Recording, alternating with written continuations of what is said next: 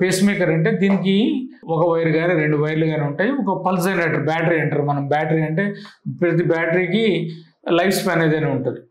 ఈ బ్యాటరీ నుంచి electrical current ఈ వైర్స్ ద్వారా పోయి హార్ట్ని 70 పర్ మినిట్ ప్రకారం కొట్టుకునేటట్టు స్టిమ్యులేట్ చేస్తుంది అనమాట.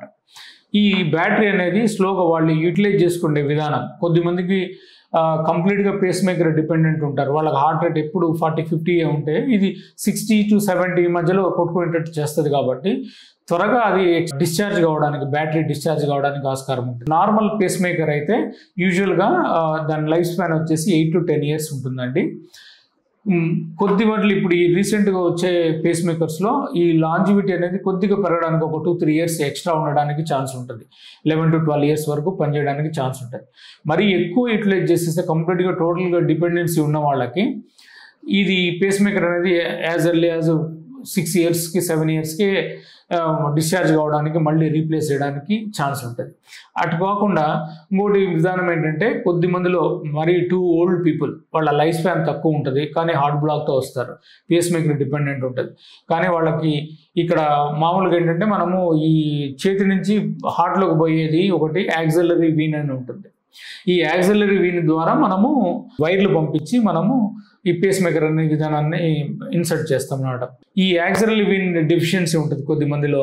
యాక్సిలరీ వీన్ సరిగ్గా ఉండవు, వాళ్ళకి డిసీజ్ వచ్చి మూసుకుపోవడము, ప్లస్ ఇక్కడ సపోర్టింగ్ టిష్యూ కూడా వాళ్ళకి ఏదైనా ప్రీవియస్గా ఏదైనా క్యాన్సర్ ఉండి దానివల్ల రేడియేషన్ విధానం అవలంబిస్తే ఏమైంది అంటే చెస్ట్ దగ్గర ఉన్న టిష్యూస్ అనేవి డ్యామేజ్ అయిపోతాయి.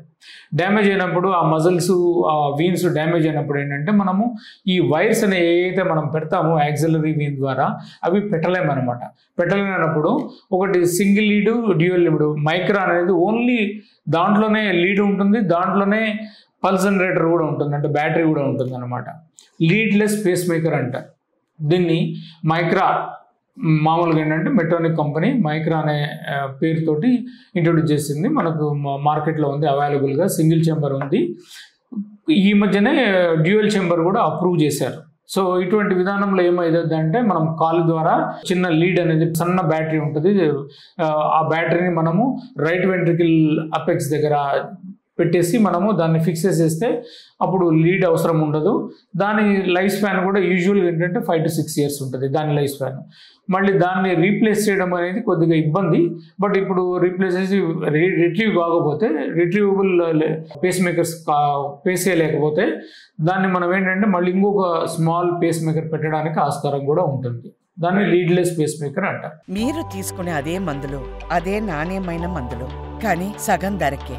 అవును, మెడ్ ప్లస్ బ్రాండ్స్ పై 50 to 80% తగ్గింపు.